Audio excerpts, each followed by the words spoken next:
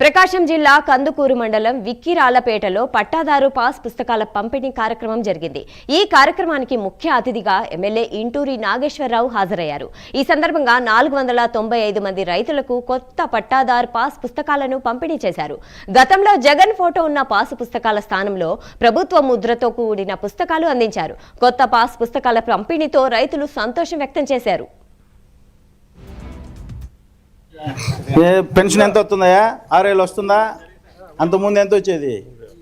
చంద్రబాబు నాయుడు గుర్తుండాలి మీకు, డబుల్ చేశాడు. ఓకేనా? పంచాయతీలో పని చేస్తావా? ఓకే. జీతం ఇస్తున్నాడా మా డిఎల్పిఓ సరిగా? అదే మెయింటెనెన్స్ నువ్వే కదా. నెల నెల ఇస్తారా? ఎంత? 6,000. Okay okay okay. కొయ్యాలా?